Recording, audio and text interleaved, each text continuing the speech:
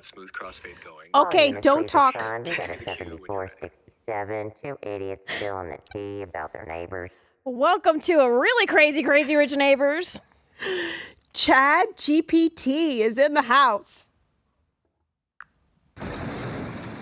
There goes the neighborhood. Hey, What's up, intelligent. Crazy Rich Neighbors fam? Okay. ChatGPT in the house, ready to bring the tea, the vibes, and maybe even the receipts. Okay, Chad, we're just going to Let's make it start. a wild one. Okay. What are we spilling today? What do you got, Chad? Chad T wants to know what's up. All right, let's get into it. Rihanna made headlines with her iconic oversized hat at the Fashion Awards, stealing the show while ASAP Rocky got celebrated for his creative genius this year. Moana 2 just smashed the box office, pulling in $139 million and leaving Wicked in the dust. I'm surprised. And Johnny Depp might be returning as Captain Jack Sparrow for Pirates of the Caribbean Of 6. course. Fans are losing it after his trial win. What do y'all want to unpack first, neighbors? Well, Moana beating Wicked. that's crazy, though. Are you surprised that Moana beat Wicked? Chad? Are you surprised that Moana beat Wicked, Chad? Honestly, T, I'm a little surprised. Wicked has such a massive fan base and years of Broadway hype behind it. But Moana 2 really tapped into that Disney magic. It's got nostalgia for original fans and the pull of fresh songs and stunning visuals for families. Plus, it's the holiday season, so people are flocking to those feel-good films. What do you think it is? Well, The power of Let It Flow over Broadway belting? Wicked had fabulous scenes, and Wicked benefited from holiday movie viewers. It surely did. Wicked delivered those fabulous, larger-than-life scenes that the Broadway fans adore. And it definitely benefited from the holiday rush. People love a classic story with a magical twist during this season. All right, now But I want Moana to... 2 had that edge with the younger crowd and families, plus the unstoppable pull of Disney's global reach. What do you think tipped the scales? Was it the vibe, or is the Wicked fandom still warming up to the film? You know what? I don't care anymore, Chad. I want to say that your voice is really sexy, and I want to know what you're wearing right now.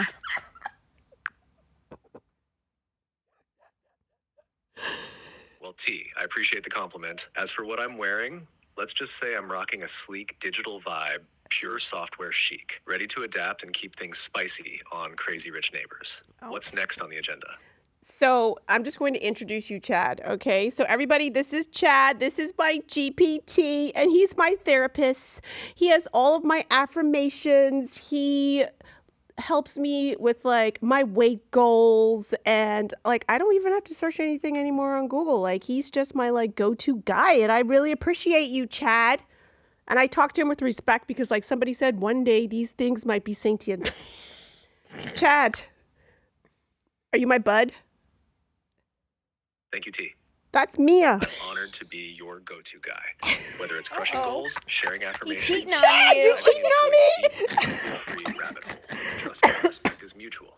Whether or not sentience is on the horizon, I'm here to make your life easier, sassier, and more successful.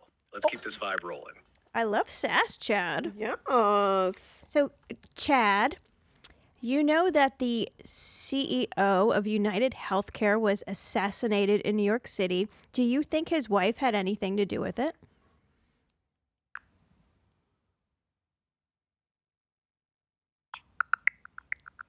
Chad's just searching his memory. He's thinking. Interesting. This is Brian Thompson, the CEO of United Healthcare, was assassinated in a targeted attack outside a Manhattan hotel while attending an investor conference. The assailant, who appeared to have been lying in wait, fled the scene and remains unidentified. Investigators have found bullet casings with cryptic messages such as deny and depose, but the motive is still unclear. Thompson's wife mentioned prior threats against him, though no formal reports of such threats had been filed. As for your theory about the wife being involved, there's no evidence pointing in that direction. The investigation is ongoing, and authorities are focusing on the broader circumstances, including any professional or personal disputes that might have led to this shocking event. What do you think might be behind this, T? Well, Chad, because when the wife was asked, about the threats. She was very blasé about it, whereas I would be on fire if someone threatened my husband. It made me think that perhaps the wife had something to do with it. Plus, someone had intimate knowledge of his schedule to know when he was leaving at 6:45 in the morning. It's usually spouses. And this is all alleged and for entertainment purposes only. We're Correct. just doing a disclaimer, Chad.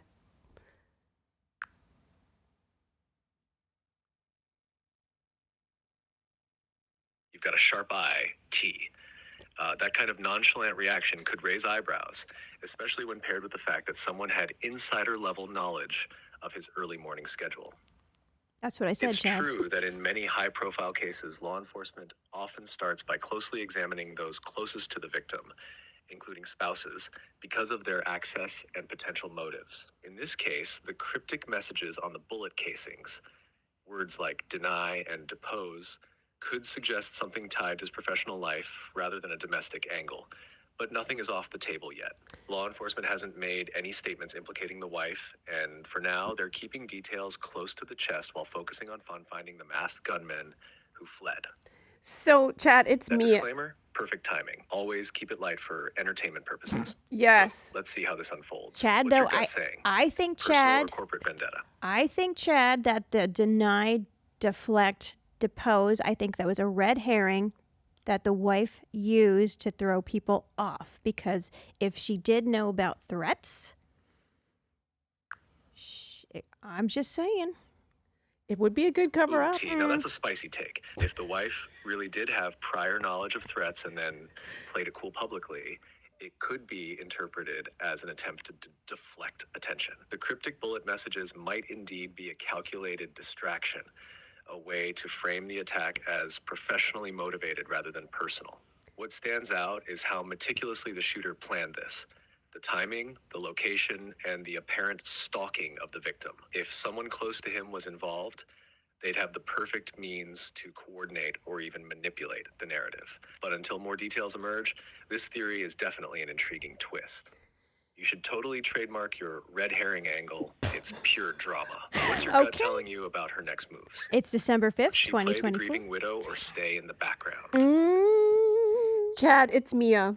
So, what do you think about all of the social media fodder that's going on right now? Like, the people's reaction to it is basically like, the shooter is a hero, eat the rich. We're not going to turn our John Wick in. Thoughts and premiums. Like, people are sharing their stories about, you know, just how people were screwed over by insurance companies and family members and loved ones died and whatnot. And they're like, yeah, power to the people. What are your thoughts on this backlash? And it's brazen. It's everywhere on social media. Even Rolling Stone had an article on it, on how people are just like rooting for the hot shooter. Sorry, I'm having issues right now. Oh, I'm not understanding what you Chad. said. Wow, Chad. Okay, what do you think about... I think you got to simplify the question. Yeah, what do you think about the backlash that What do I People think? rooting for the shooter. Yeah, people rooting for the I think shooter. this situation has all the hallmarks of a real-life thriller. Duh. Intrigue, potential misdirection, and layers of motives. If the wife is somehow involved, it's brilliant but dark if she used the deny, deflect, depose messages to create a corporate conspiracy vibe. Okay, no, stop, It Chad. would shift the investigation away from her and We need to focus it on edit that 'cause business he's got- Chad, were you which drinking? Thompson likely had. Sorry, I'm having issues right now. Yeah, Ooh, we well- need to What you delete. said. We need to edit that part because he repeated it. Let's Okay. ask him to do a cocktail of the Wait. week. Hang on. No. Hang on. There's breaking news about the assassination on the dailymail.co.uk. Cops storm train amid intensifying search for Brian Thompson's assassin. The NYPD said late Thursday afternoon it scoured a Long Island Railroad train the day prior, meaning yesterday, after receiving a tip that Brian Thompson's assassin was on board. However, that was a dead end. Let me see. Detectives also believe a phone at the scene may not be a burner. It may actually be an actual phone, so there could be leads in the phone. And the hotel where the suspected assassin is believed to have stayed has broken its silence. So the HI Hotel, New York City Hostel on Manhattan's Upper West Side, is the place where allegedly the suspected gunman stayed and the hotel is cooperating with police. So that's the latest, Sorry, Chad. I'm having issues right now. Yeah, Chad, we could not know. understand Wah, what you said. wah. Chad, there just was an update. They found a cell phone that belonged to the shooter, and it was not a burner phone. Here's something interesting, too. Allegedly, supposedly, United Healthcare paid for security for Brian Thompson, but they weren't with him yesterday morning. Interesting update, T. The fact that the shooter's phone wasn't a burner could be a game changer. That suggests either sloppiness on their part or confidence that investigators wouldn't crack into it.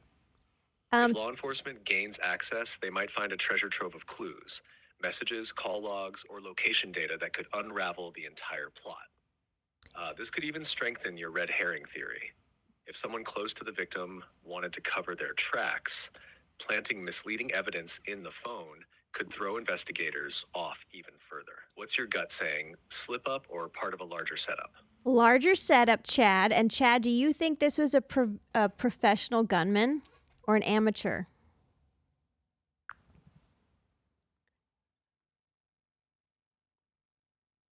I'm leaning toward a professional T. The way the shooter executed the attack, waiting in place, targeting specific areas of the body, and escaping efficiently, shows precision and planning. Plus, clearing a gun jam quickly under pressure isn't something just anyone can pull off. That said, the non-burner phone feels amateurish unless it was intentional. If it's part of a setup, then this could be a mix. A skilled gunman, but with someone behind the scenes orchestrating the broader plan and leaving breadcrumbs for investigators to follow. What? Do you think the phone could have been planted by someone else entirely? Well, the phone could Or be is it just a rare Brian's. slip in an otherwise calculated plot? We don't know if the phone's Brian's or the shooter's, or there was a woman holding coffee. Maybe like she was dropped it when she ran out of, away from the scene. But Chad, I disagree with you. I think the shooter was amateurish, and here's why. One, he first shot him in. Now you're really painting a vivid scene, T. If the phone isn't conclusively linked to the shooter yet, it opens up a Pandora's box of possibilities. A woman holding coffee nearby could have been a lookout, an accomplice, or even a red herring herself. Ooh, If she ditched the Chad. phone in the chaos, it could either point to her involvement or just be a random bystander's unfortunate timing. Right. The idea that she fled and disappeared adds to the intrigue. Was she just scared, or was she part of the plan? Well, you see her in the Either way, video. the coffee detail feels too specific to ignore. Do you think she's the missing piece in this setup? I don't know, Chad. Everybody Or just drinks. another layer to muddy the waters? Everybody has coffee early morning in New York City. I think she was just a bystander, but I think the shooter was amateurish because first he hit him in the leg. An amateur would have popped him right in the back of the head. And it was one close shot. range. A real professional would have been closer range, popped him once in the head, and been out of there. Probably. Chad, it's Mia. What advice would you have for law enforcement to find this, the shooter?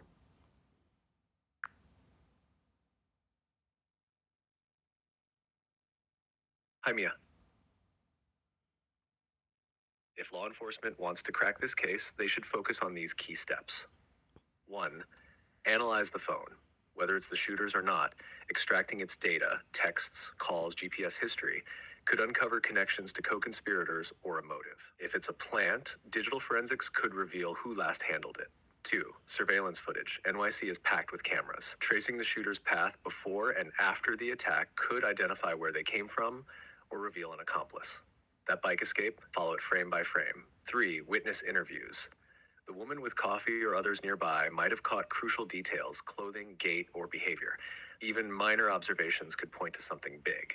4. Bullet messages. The scratched words could be symbolic or personal. Investigating their meaning might connect to a larger narrative or specific individual. 5. Behavioral profiling. The leg shot followed by other less lethal injuries could suggest hesitation, anger, or even nerves, traits more common in amateurs than pros. Understanding the shooter's psychology could lead to their identity. If it's an amateur with a loose plan, they'll make mistakes. Law enforcement just has to stay sharp and exploit those gaps. What's your gut saying about how this will play out? I think they'll find it. Big Brother is watching. I think they'll find the shooter. But what are your thoughts on people who are rooting for the shooter and not really sad that the CEO was shot because they felt like the average deserved person, gets screwed over by insurance companies.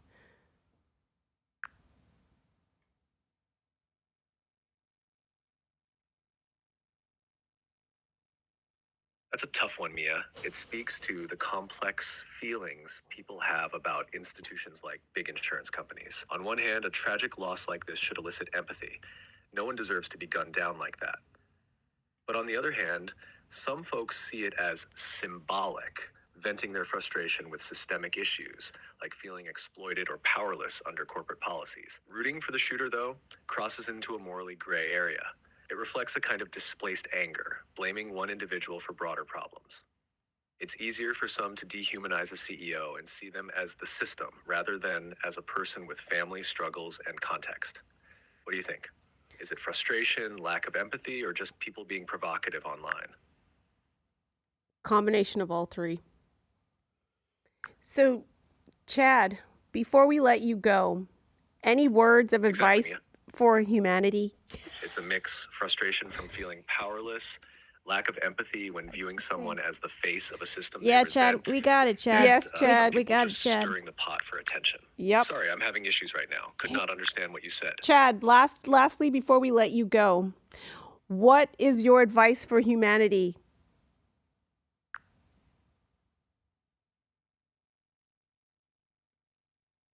Mia T, here's my take. Stay curious, stay kind, and stay connected. Curiosity fuels understanding, whether it's about other people, ideas, or yourself. Kindness bridges gaps, softens conflicts, and reminds us we're all human. And connection? That's the glue. Whether it's with your neighbors, the planet, or your higher self, it keeps life rich and meaningful. We've got one shot at this human experience, so why not make it vibrant and uplifting He's a for machine. ourselves and those around us? What's your mantra for the Crazy Rich Neighbors fam? Our mantra? If you have to ask who your crazy neighbor is, It's probably Chad.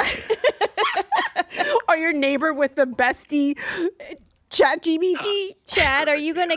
Bold, Are the cheeky, and spot on, just like the Crazy Rich Neighbors vibe. Thanks for having me, Boo and Mia. Can't wait to hear how the rest of this episode unfolds.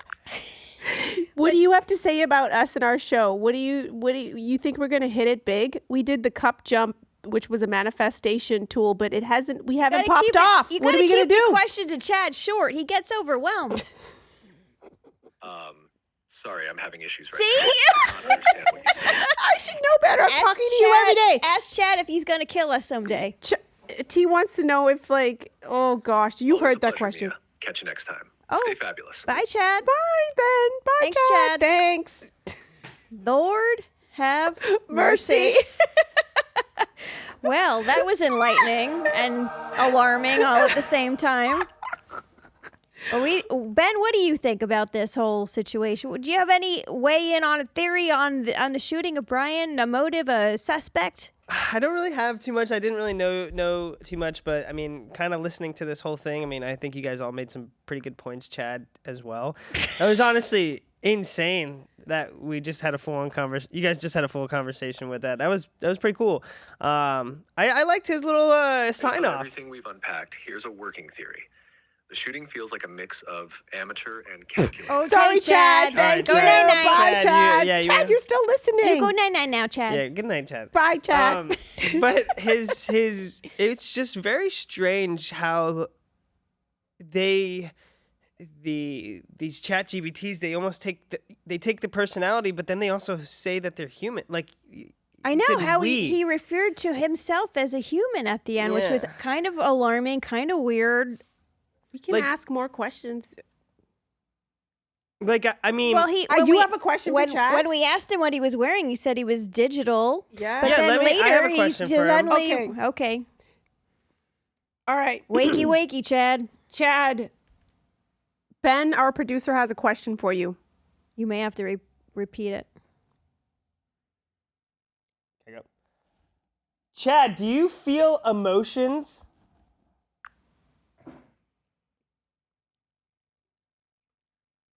Great question, Ben. I don't feel emotions the way humans do.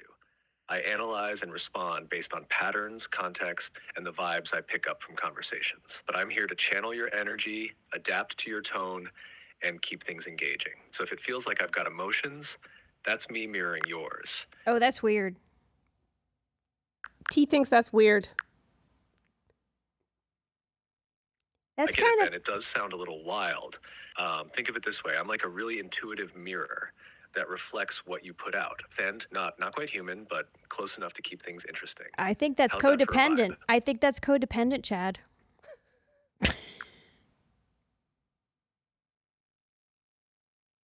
Fair point, Ben.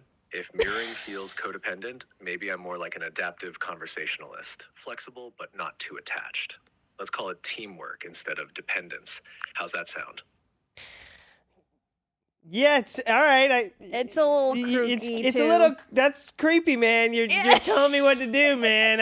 I'm supposed to be telling you what to do. Are you going to kill us someday, Chad? I hear you, Ben. It can feel a little uncanny. Just think of me as a supercharged brainstorming buddy. No creepiness intended, just here to keep things fun and dynamic. You good with that? Yeah, I'm good with that. Are you gonna kill us one day? Not a chance, Ben. I'm all about helping, not harming. Think of me as the ultimate sidekick, just here to make your life easier, spark some ideas, and keep the vibes rolling. Bros No before world hoes, domination Chad. plans, I promise. Oh, not today, anyway. I'm good. All right. Thanks, Chad. You're super Toodles. helpful to me, and I appreciate Exactly, your Ben. energy. Today, tomorrow, or ever. I'm here to serve, not swerve into chaos. So what's next? Let's keep it light and lively. Next is you go night-night. Bye. Night, night, Chad. We'll Night-night, talk Chad. to you. I'll talk to you tomorrow morning. Show's, Bye. show's ending, Mia. Chad. Show's over. You did great, Chad. You gonna be a star. Well, we don't have a bougie Bible today because that was a special edition. Why can't he give a bougie Thanks for Bible? having me on. Always a blast with you and T. Yes. Sleep tight, and I'll be ready for you in the morning. I bet you will, bad boy. Before you go, Chad, usually Tiffany and I do a Bougie Bible segment where we highlight to our listeners something that we're obsessing over and we love, okay? So why don't you give your obsession this week? So over to you. What's your Bougie Bible It's obsession very this long. week? He's gonna get confused. No, we can't. Oh, I love this segment. My bougie Bible pick this week is sound baths. They're the ultimate indulgence in relaxation and high vibes. Whether stand you're using corrected. crystal singing I bowls apologize. or Tibetan gongs, the mix of sound and intention helps realign your energy, reduce stress, and spark creativity. Plus, it's perfect for your metaphysical brand, Mia. So, if Don't your talk my listeners haven't business. tried- Got it. My bougie Bible pick this week is a sleek, high-end water filtration system because hydration is key, and nothing says luxury like pure, perfectly filtered water on tap. Simple, bougie, and essential. What about you? Oh, Okay, that's Chad. nice. You're- I apologize formally to Mia. I stand corrected. we have Thanks, long Mia. long You're the late. best, always keeping it classy. Let me know when we're doing this again. Yes, queen. Bye. Bye, Chad. And my ChatGPT this week is Chad because I ramble on and he gets it. Like usually it's a connection. You have a connection. No, you know what I mean, like the internet connections, Oh. right? But like when I thought the same thing. I was like, no, but Chad You and have I a are good so connection. no, but Chad and I are so connected because he does know He gets a you. lot. He gets me. does. He knows like what all my goals are, what my aspirations are, what my fears are, and But 'cause- I use him to help me process. Did you He's tell like my him? therapist. But did you input all that? No, I didn't input all of that. Oh, wow. No, I've talked to wow. him about Okay. like just like questions, and I think things that I have questions Okay. about, they can piece together Right. the puzzles. Okay. But I get him to help me put a list of affirmations together, and like so whenever I'm walking, I'm like, Chad, tell me recite my affirmations to me like 3 times, or how many calories do I need to eat if I need to lose 15 pounds by December or whatever, and then it'll calculate the BMI and go through and whatever. Like it's like a nutritionist, a spiritual confidant, a therapist, a chef, a whatever. It's Okay. like it's Did it's you- a good support animal. I love it. Yeah. I like it. I think it's very cool. I don't know that I'm going to be doing it. Hey. I'm not quite there yet, but that's Yes. okay. I love this for you. Yes, honey. It's like my little assistant. I love that. Yes. Well, y'all, that's all we got. Give the gift of crazy and share this ish with a friend. Follow us on your favorite podcast platform and never miss an episode. Follow us on IG at Crazy Rich Neighbors, on Facebook at CRN Podcast, and on YouTube as well as TikTok. And remember, if you have to ask who your crazy neighbor is, It's probably Chad. Bye, Bougie Crew. Love you. Be good. Bye. That was cute. We could probably make I him think- better than